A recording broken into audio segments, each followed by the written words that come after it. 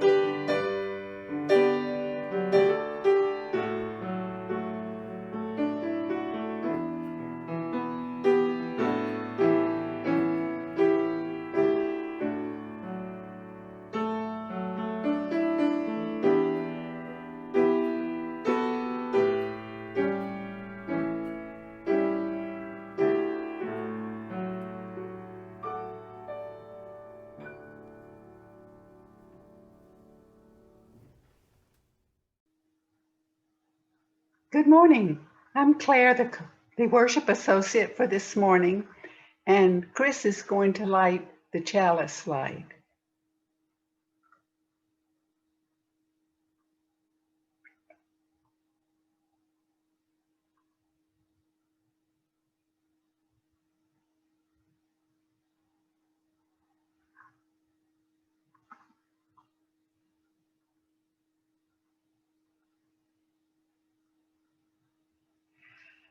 The words of the chalice lighting this morning are by Eric Walker Wickstrom. It's called Why We Are Here. Here today, in this place, with these people, may we listen so that we can hear. May we hear so that we can feel. May we feel so that we can know. And may we know so that we can change ourselves and this world. May this chalice we light our way.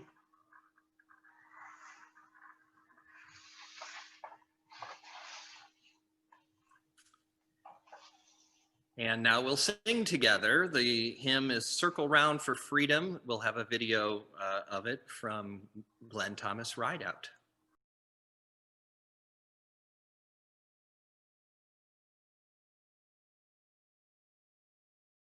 Circle round for freedom, circle round for peace, for all of us imprisoned, circle for release,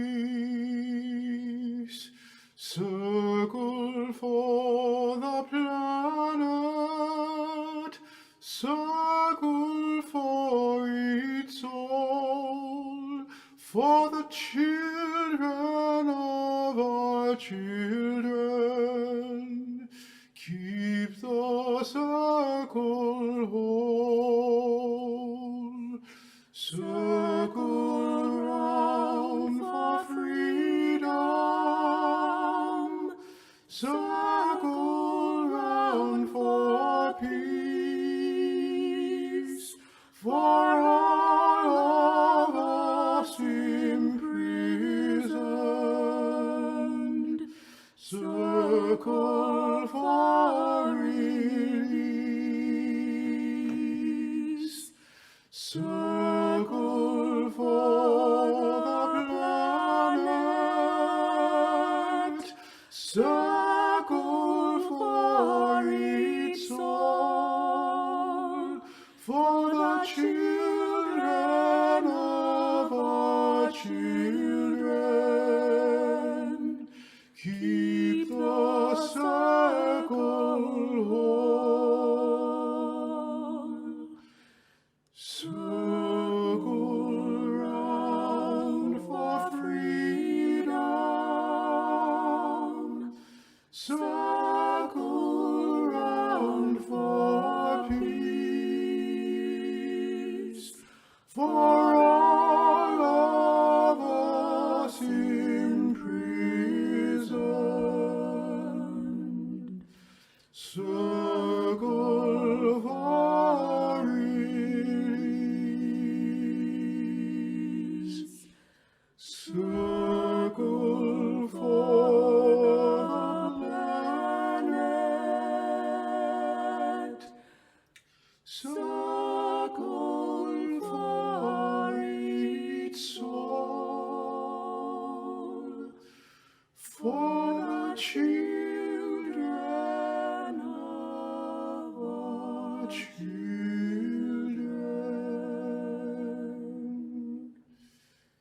Keep the circle whole.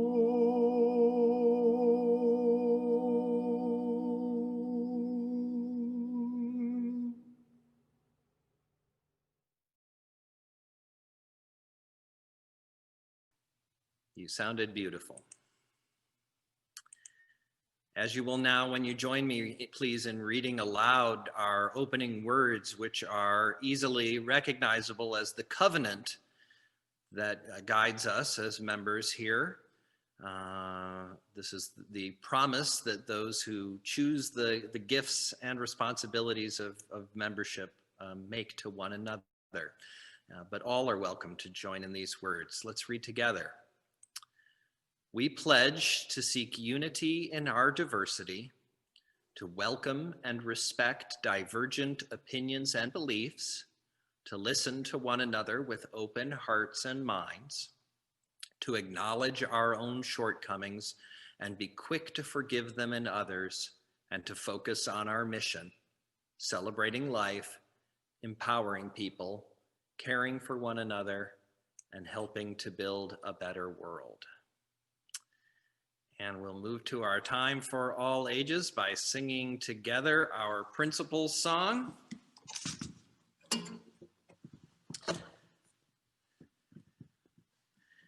The longer grown-up version you can find on our website. This one will do. One, each person is worthwhile, to be kind in all you do. 3, let's help each other grow. 4, keep searching for the truth. 5, each person has to say.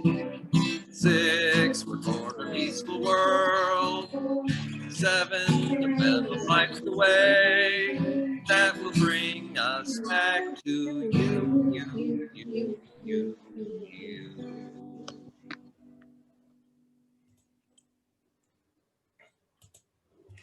Hello.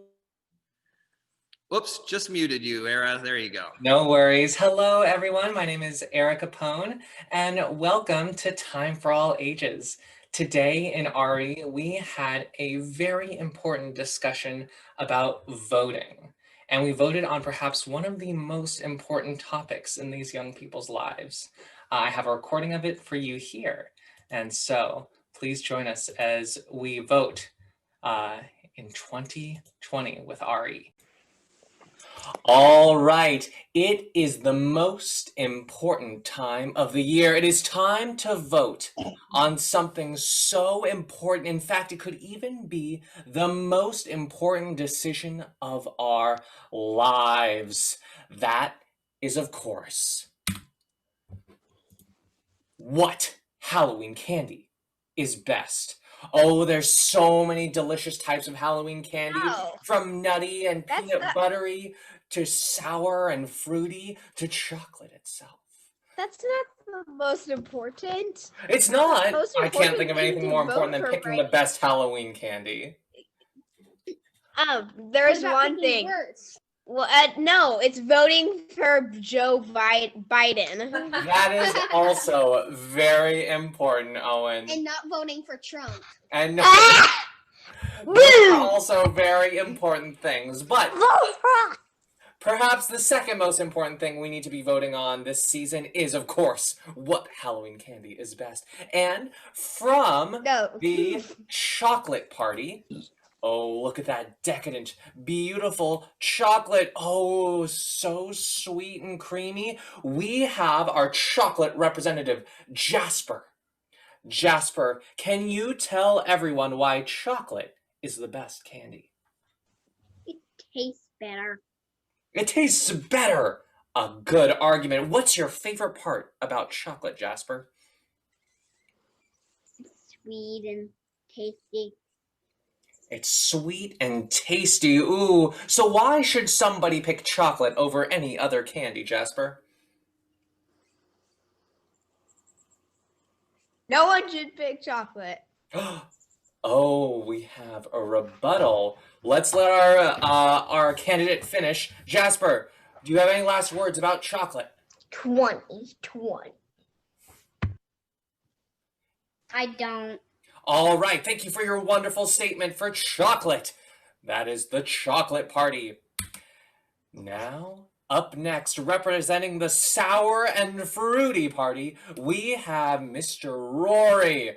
Rory, can you tell us why sour and fruity candies are the best?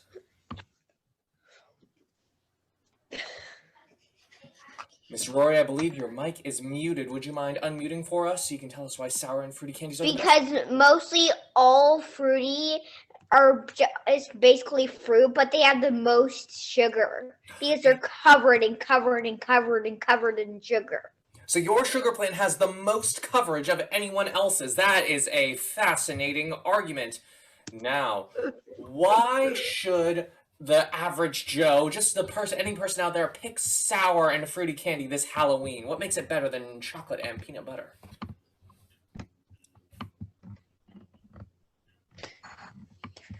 Because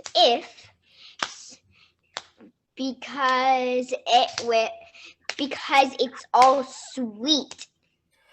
It's all sweet. A wonderful campaign slogan from Mr. Rory from the Sour and Fruity Candy Party. Thank you, Rory. And now, from the Peanut Butter and Nutty Party, we have, of course, Owen. Owen, can you tell us why we should pick peanut butter and nutty candies this Halloween season? Candy. Because they have the just right amount of sugar, not too much and not too little, and they have a delicious filling, and nuts are good for you. Fascinating. An amazing argument from Mr. Owen there. Nuts are healthy for you. They're not too sweet, but not too not sweet. They have delicious filling. So, let's say I am going to reach into a candy bowl this Fruit and sour.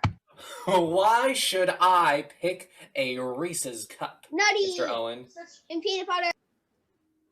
Because Reese's cups are small and you can easily just buy them at a store, and they have tons of peanut butter and some nuts in them, and nuts are good for you.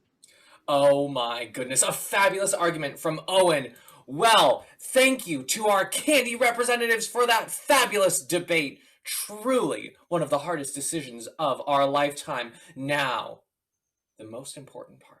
We all must vote on our favorite candies. I know it's going to be a tough choice.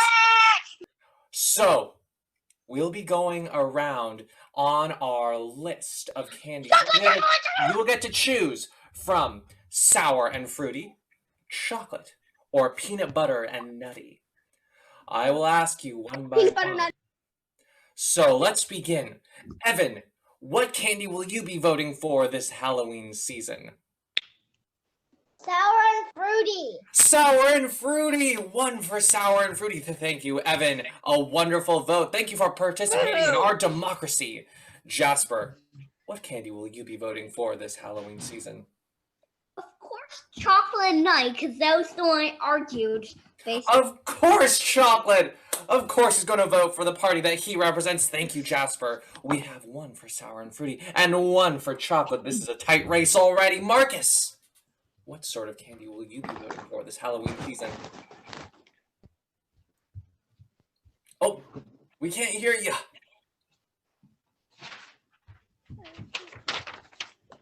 You're muted, Mr. Marcus. Let your voice be heard. Cast your vote.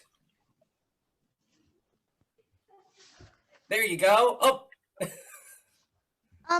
I like lollipops. Lollipops. Ooh, a write-in candidate. Despite not being on the debate stage, we have lollipops as a write-in. Of course, if you're not one of our three main parties, you are always welcome to vote for another. Thank you, Marcus, for your vote. Elena and Kaya, what candy will you be voting for this Halloween season? I'm keeping track of the votes. Thank you, Owen. So there's one sour, one chocolate, and 0 peanuts. But, well, 1 peanut because of Paxton. But if there was any more that I missed. All right, we'll be keeping track. We'll check in with you at the very end, okay, Owen? Elena and Kaya, what candy will you be voting for this Halloween season? I like lollipops. Lollipops. Goodness gracious. And how about you, Kaya? Can't decide. There's so many good ones. You can't decide. There's so many good ones. Oh, what a wonderful problem to have. I wish our other elections had that issue as well. Well, thank you, Elena and Kaya, for your wonderful input and for casting your votes.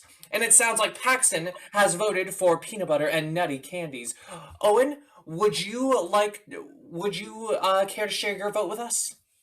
Peanuts, peanut butter and nut candy. Peanut butter and nut candy. Goodness gracious. We're getting neck and neck. We've got lots of close votes here. Dylan and Henry, would you care to share your candy votes for this holiday season? Oh, you got on mute so we can hear you. Chocolate! Chocolate! Chocolate, 2 votes cast for chocolate. Goodness gracious. Owen, did you hear those 2 votes for chocolate? Fabulous. Thank you, Owen. Rory, who will you be voting for? Look what's behind them. Like a big fruit and sour! Fruity and sour candies. Of course, the fruity and sour candidate would vote for his own candy. It only makes sense. Thank you, Rory.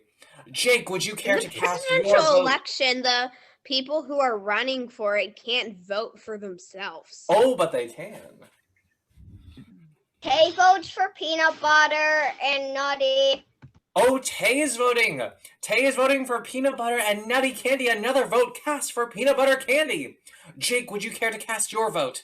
Woohoo! I could pick. What would you say?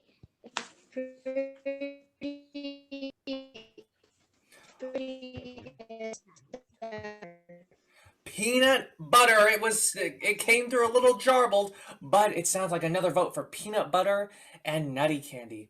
And finally, Marcus, what sort of candy are you voting for this Halloween season? Me? Yes, you. I already did mine. What was yours? Mine. Want to hear mine again? Yes, I forgot that we asked you. We don't want to have It voter fraud, but we was don't want to. lollipops. Lollipops, that's right. All right. So, Owen, would you mind reading first our last place, then our third place, then our second place, and then first place last? Okay, so last place is sour and fruity. There's a tie for second place. The tie is between other candy like lollipops and chocolate. And then coming in first place, it's nuts and peanut butter. Congratulations to the peanut butter and nut party. Everyone give them a round of applause. Wonderful, wonderful. Yay! And of course, we are all the winners because we all had our voices heard by participating in our wonderful candy democracy. Thank you for voting and for being proud patriots of Halloween. All right. Well, thank you everyone for bearing with us through that election. It was, of course, as most elections are, very messy. We were demanded a recount by several participants, which we will be getting to at some point. But yes, it was wonderful, and we'll be offering those candies this upcoming Halloween for our drive-through trick-or-treating event happening right here, or where Reverend Chris is at UUCSR. We'll be having families come up with masks and costumes, and we'll be having those candies that all the kids voted on. Now let us all participate in our unison affirmation. We are Unitarian Universalists, people of the open minds, the loving hearts, and the helping hands. Thank you. Great, thank you so much. It's good to see them learning the basics of democracy there. Wonderful.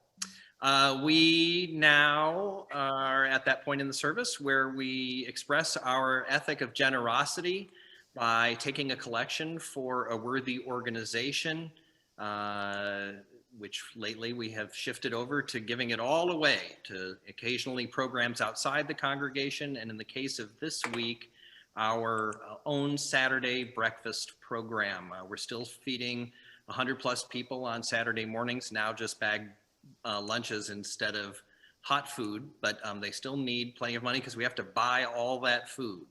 The easiest way is to visit our website. As you can see, you click on Give Now. It takes you over to a little giving screen here. You just pick Saturday Breakfast. And off and running, however, and while you're there, if you'd like to make a donation, we would sure gratefully appreciate it. So it's easy to do. Everything today is for the breakfast. Thank you, members, for keeping your pledges coming. Everything is solid financially. Really appreciate that. That allows us to give away all the money we raise on Sundays. So thank you. Let's move now to our milestones. Hi, I'm Paula Hammet, one of your lay chaplains. Milestones are where we share our joys and sorrows with the congregation. You're invited to light a candle to remember those you are holding near to your hearts. These are the milestones for this week. Barb Keyser had a very special birthday celebration last week that brought her great joy.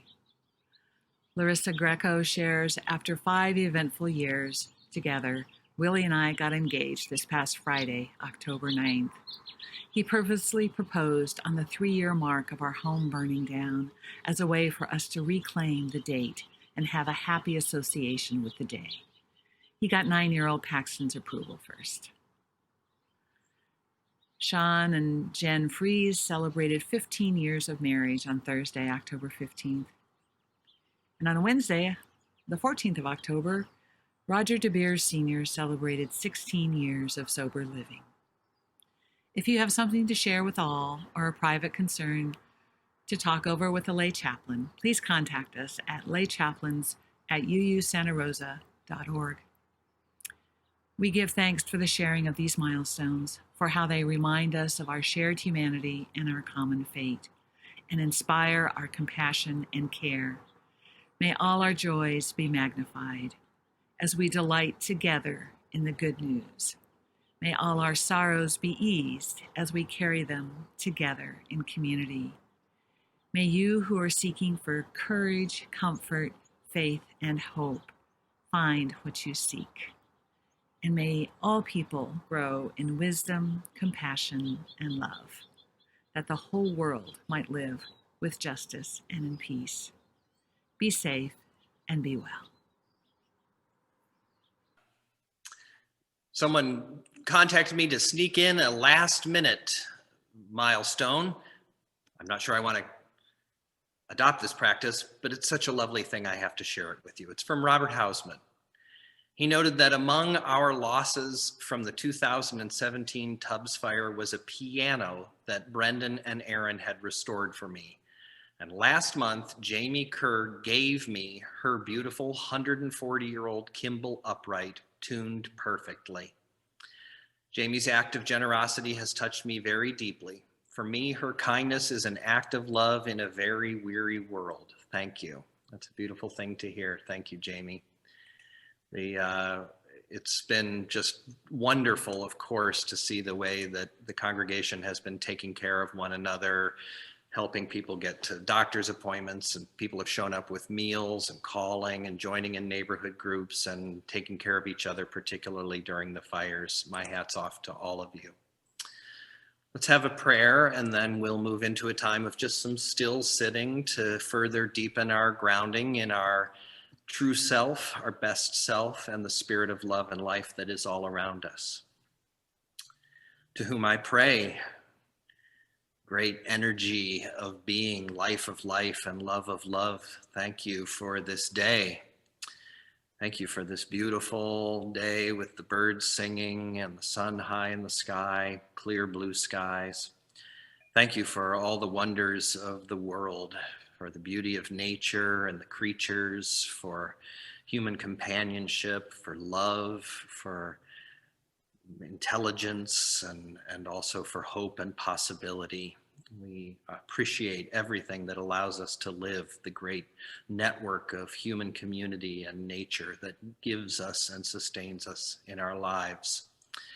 Offering prayers of deep gratitude today to all essential workers and servants of the public good, the people who are volunteering to be poll workers and clerks and civil servants, praying for farm workers and house cleaners and grocery store workers and garbage collectors, firefighters, utility workers, So many people have been out there on the front lines during our time of isolation from the pandemic, and we pray for their courage and for their health.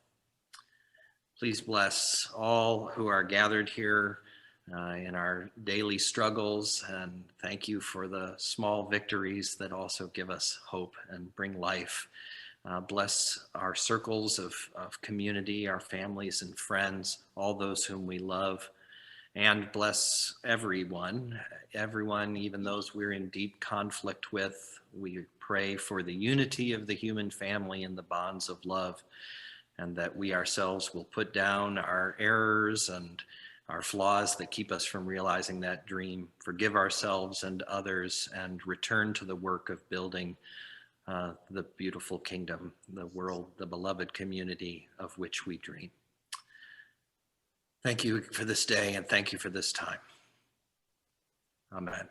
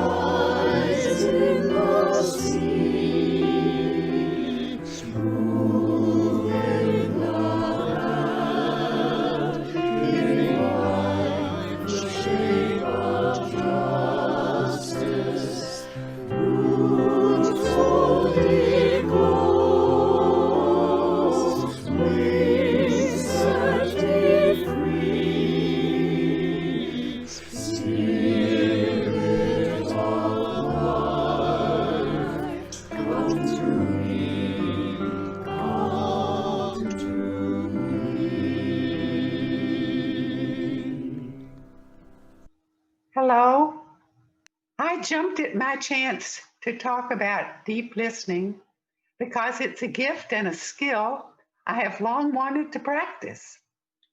I've been the beneficiary of some extraordinary deep listening myself and have wanted to follow that example. But I was dismayed when I actually started planning my reflection because all I could remember were my abject failures at deep listening. For instance, a couple of years ago, I was driving from San Antonio to an astronaut wives reunion with 3 other Apollo wives. It was a long trip across Texas. I was in the back seat, and in the front passenger seat was the wife of one of the finest of the Apollo astronauts, much admired for his test pilot skills, his brain power, and his all-around likability. His wife and he are devout Christians. When given an opportunity, she likes to testify to her faith in the saving power of Jesus. Her grandfather was an Episcopal bishop, and she and I actually grew up around the corner from each other in Atlanta, Georgia, and attended the same Sunday school at the liberal for Atlanta in the 50s, St. Philip's Episcopal Cathedral. Her astronaut husband was so moved by his time on the moon that he became a Christian evangelist on top of his post-astronaut business career. He and his wife travel all around the world, witnessing for their faith. Okay, I'm trying to paint a picture of 2 good people, spiritual people, and smart. So on our long Texas car trip, she told us that they have left the Episcopal Church and have joined the American Anglican Communion, which I happen to know is an arch-conservative denomination that does not allow women priests or gay people in their church. And I thought, uh-oh, because another good friend and former colleague of mine has done the same thing, and she has become a devout Trumper. So I asked, so did you vote for Trump? And she said, yes, he is doing great things for our country. And I appalled, said, well, what about separating all those children from their mothers at the border? And she said, oh, that was much exaggerated. And I was about to say something else when one of the other ladies said, stop. And I stopped. End of conversation. Listening failure, number 1. Looking back on it, instead, I just disbelieved that such good people could be Trumpers. I could have asked her some questions, not to try to show that I was right and she was wrong, but, out of real curiosity. Like, why did you decide to leave the church we grew up in? Or, what is the difference between your new church and the old one? Or, what drew you to the Trump campaign? As long as I was intent upon being right, we were never going to get anywhere. Second example, someone I love is suffering with a major depression and crippling anxiety. This is a brilliant woman, Phi Beta Kappa from Pomona College with a fine career as an independent contractor. I have met most of her clients over the years, and they all say she was fabulous. So, okay, I know it is my job to be a really good listener and not to give advice. But it has been impossible for me to stay silent when she says things like, I have failed at everything. I'll never be successful. Or when she says she's going to quit her therapy because she thinks it's useless and costs too much and that she'll never get well. I won't belabor the point here, but it's just that I try my very best to be a good listener, but advice just keeps slipping out. I keep needing to tell her what to do. You don't live as long as I have without learning a lot of useful things that you'd like to share. I too have suffered with depression and crippling anxiety, and I can empathize. And I've also learned a thing or two in the process. But trying to pass them on is not working for her or me. Listening failure number 2.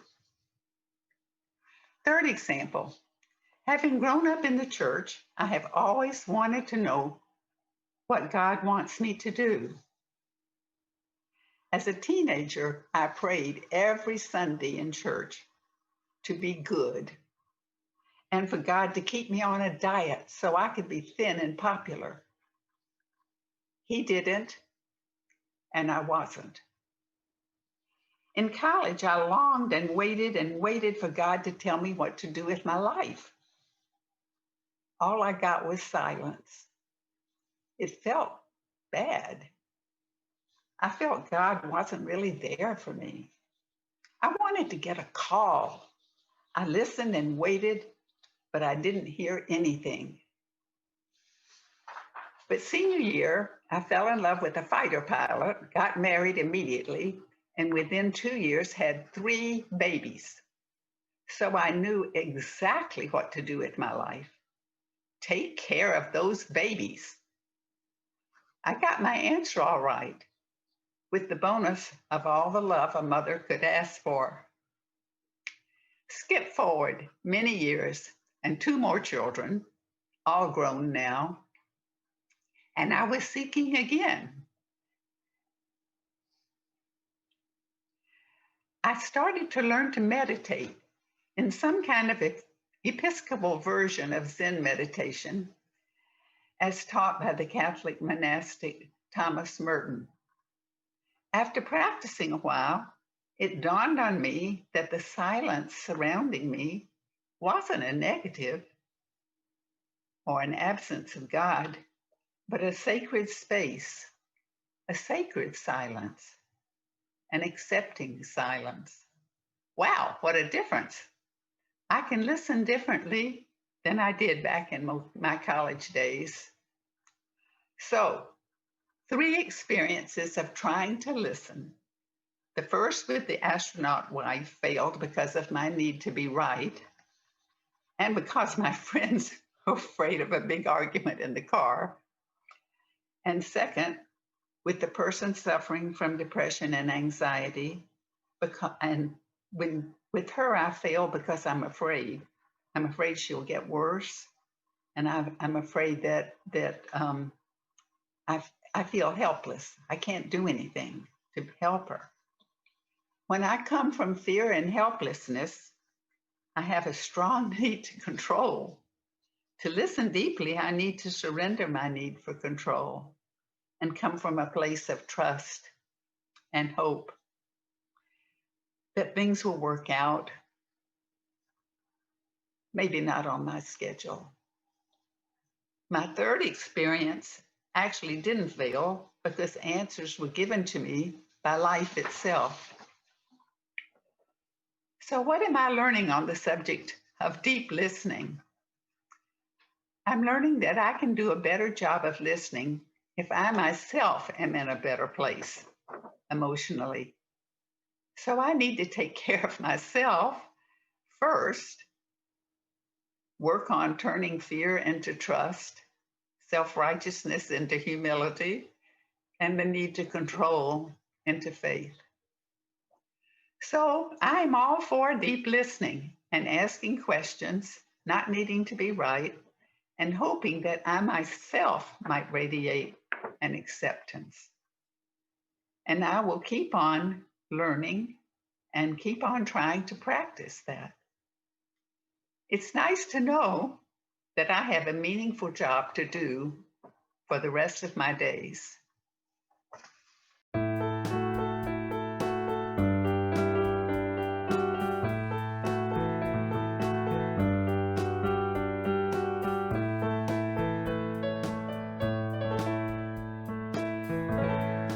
Love is but a song to sing, fear's the way we die. You can make the mountains ring, or make the angels cry. Though the bird is on the wing, and you may not know why. Come on, people now, smile on your brother, everybody get together, try to love one another right now.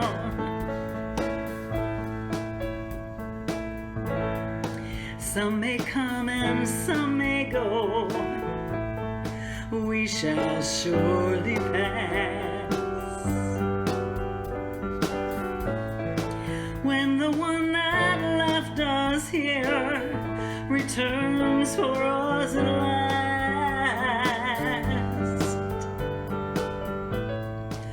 we are but a moment of sunlight fading in the grass. Come on, people now, smile on your brother, everybody get together, try to love one another right now. Come on, people now, smile on your sister, everybody get together, try to love one another right now. Oh, you tell him, Roger.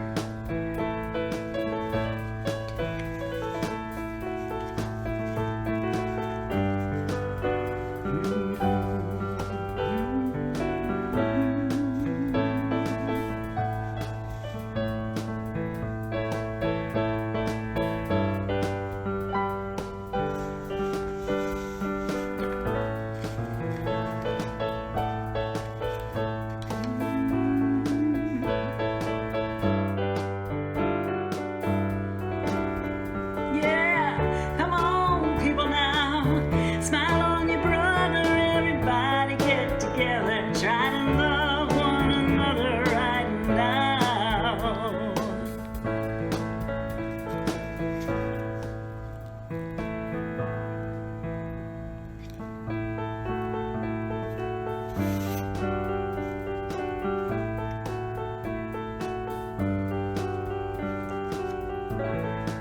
If you hear the song I sing, you will understand. Listen, you hold the key to love and fear, all in your trembling hand. Just one key unlocks them both, it's there at your command.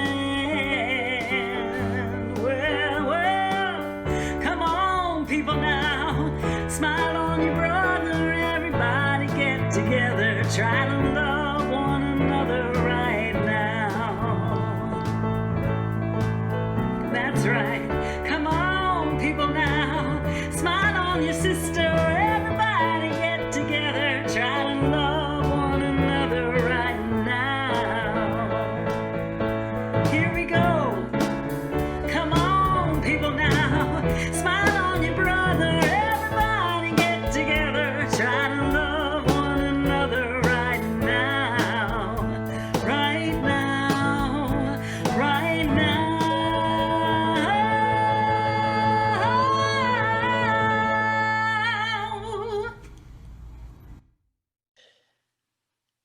We got to get together.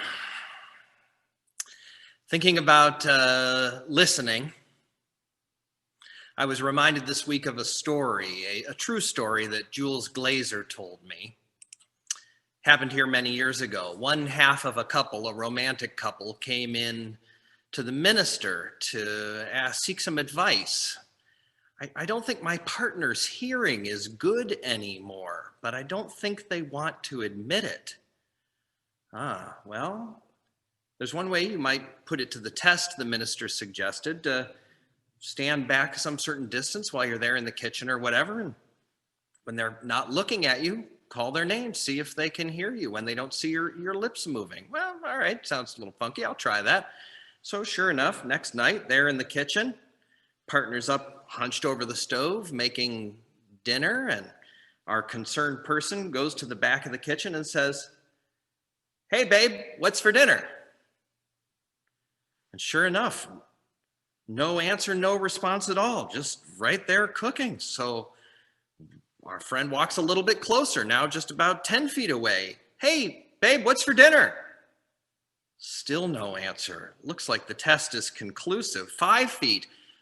"Honey, what's for dinner?"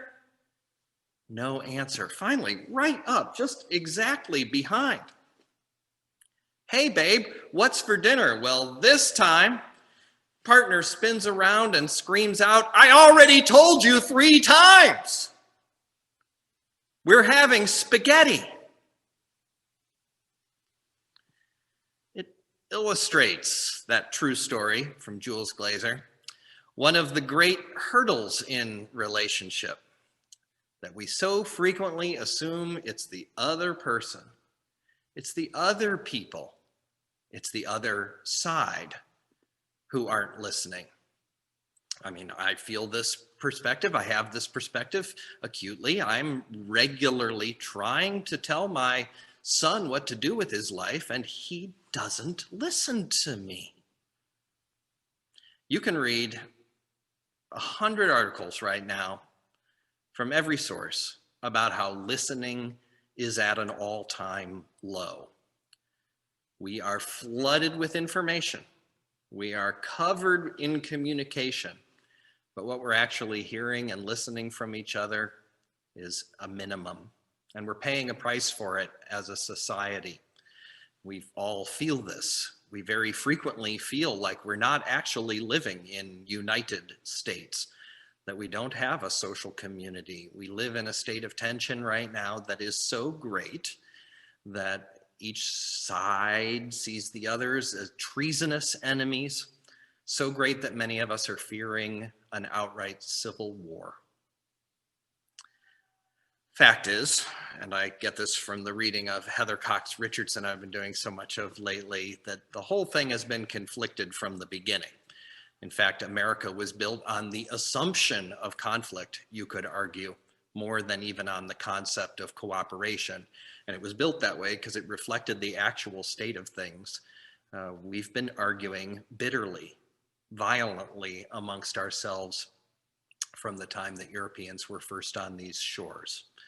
But the divisions in our society, we know this, have grown ever worse. If I haven't mentioned yet or recommended yet, The Social Dilemma, a documentary you can find on Netflix. It explains how this has grown even more acutely true in our social media age, as we are each able, thanks to algorithms that just want to stroke our egos and feed our pleasure centers, to live ever more in tiny, deep silos or pits where we do not hear other points of view at all. And we'll be talking about that struggle, I imagine, a lot over the next weeks and months. And after next week's Samhain service, we'll return to the imminent election on November 1st, and then have some kind of service after Election Day. Won't that be fun? I hope it is. We have to dig into this. We have to solve this puzzle. We have to move toward being a more perfect union, as the words say. And really the only device, the primary device, I would say, is listening, deep listening. Paul Tillich, the greatest theologian of the 20th century, you might argue, said the first duty of love is to listen. So it's absolutely core to any practice of trying to love and understand other people. And indeed, our source says we're to respond to God's love by loving our neighbors as ourselves. So if we want to love our neighbors, or if we dare go even further and love our enemies and pray for those who persecute us, then we have to have a different kind of open ear that's really quite radical. Wendell Berry has a wonderful poem called Enemies.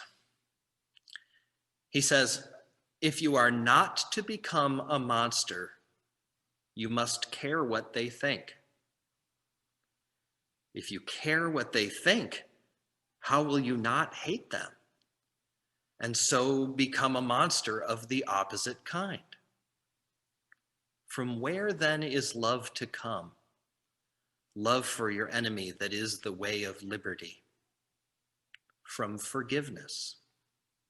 Forgiven, they go free of you and you of them. They are to you as sunlight on a green branch.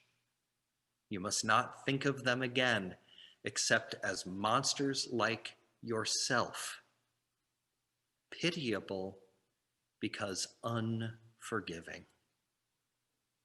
That's Wendell Berry. Well, we don't want to be monsters, and we don't want to be unforgiving. So we have to find that way of love, of forgiveness, and that's rooted in listening and learning and understanding. I listened to a fabulous podcast from On Being with Krista Tippett. If you don't know her work, it's really quite lovely. Years and years worth of interviews with some of the top spiritual minds and philosophers. You can find it anywhere.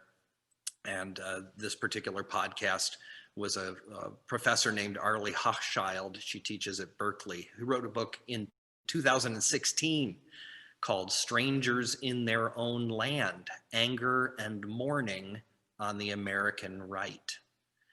And, that feeling of us being strangers in our own land, actually, I think everybody has it now.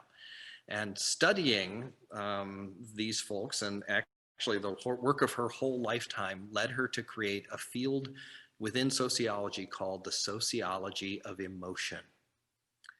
And her fundamental argument is that the stories and truths of our lives, the things we try to debate as issues in the front seat of a car or over the Thanksgiving table, they're not merely factual. They're actually deeply felt. They're rooted in some emotion.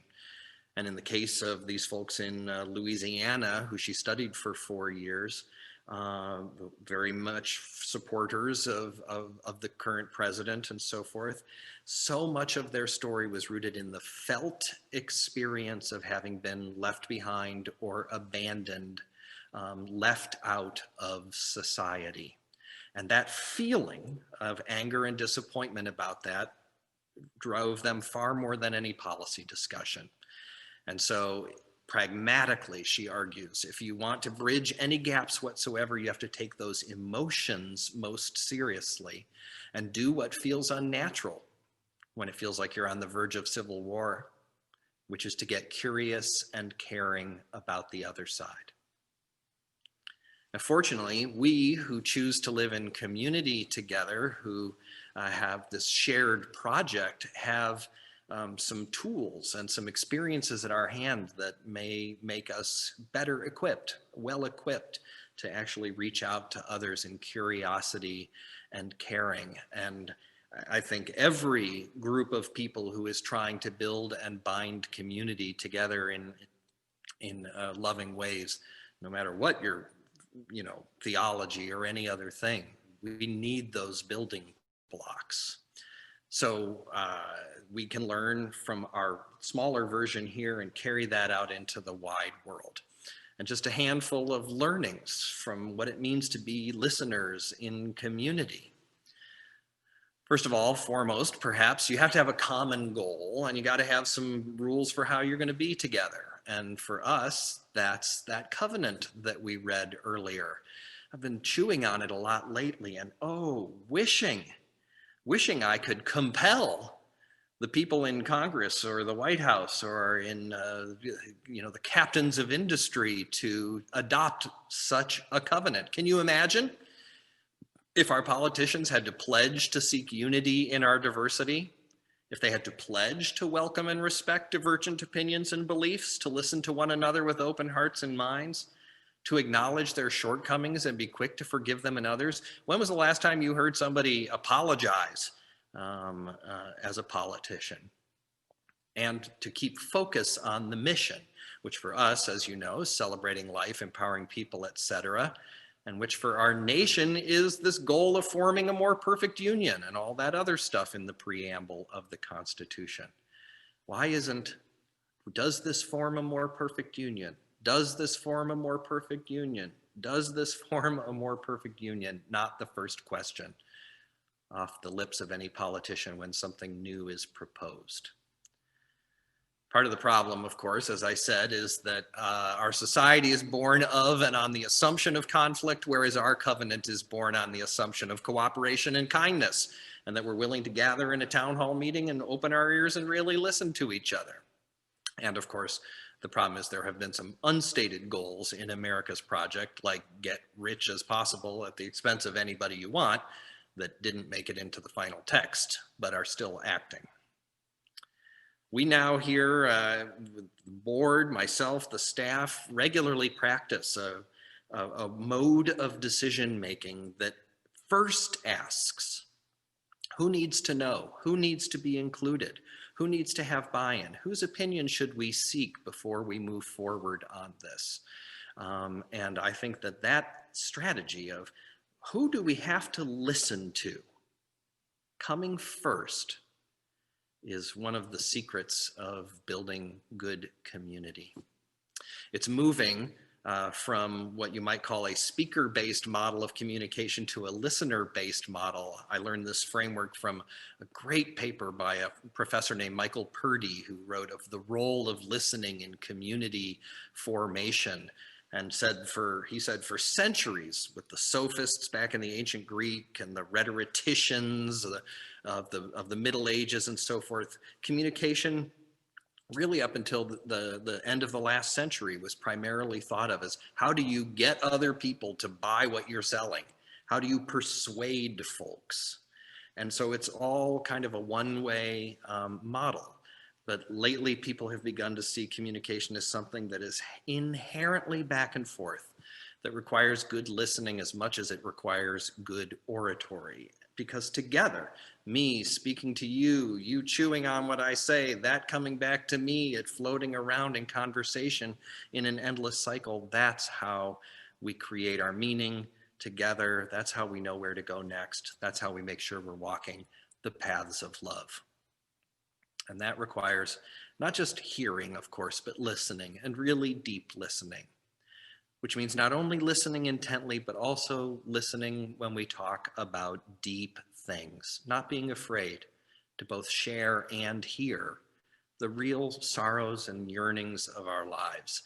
When that happens, it's one of those self-evident goods of human existence.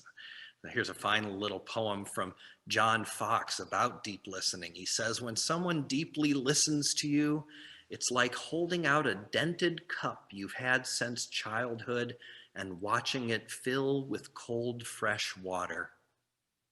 When it balances on top of the brim, you are understood.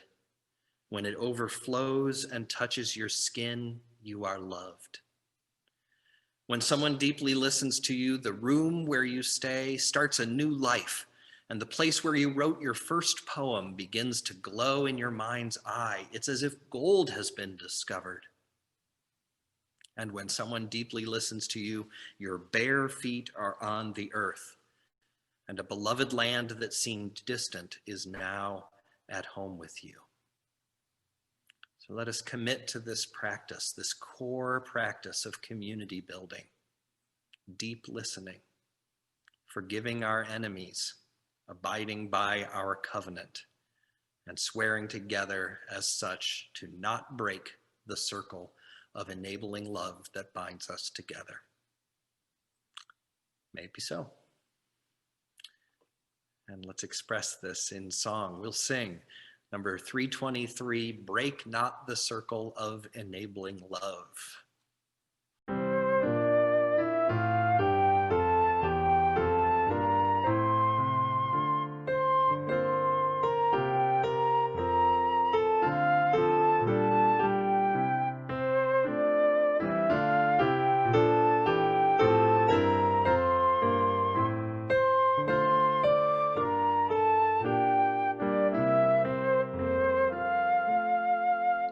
Break not the circle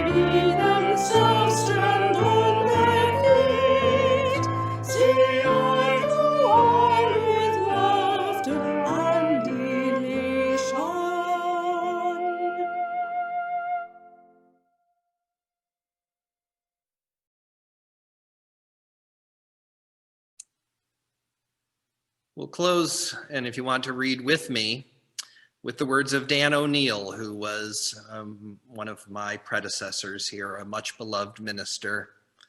And these are well-known words of his, a benediction.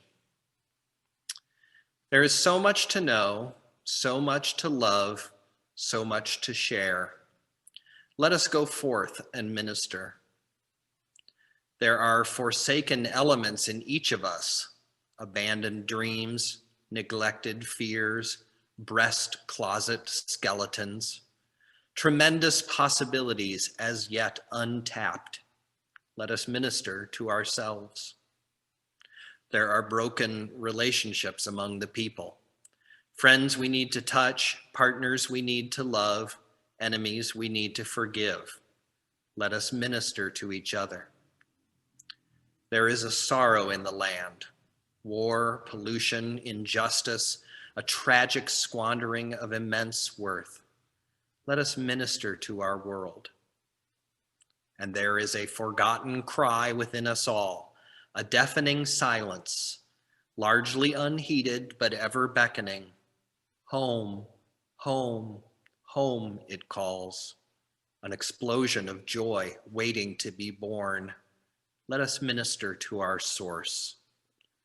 There is so much to know, so much to love, so much to share. Let us go forth this day and minister in a ministry of deep listening. A final piece of music.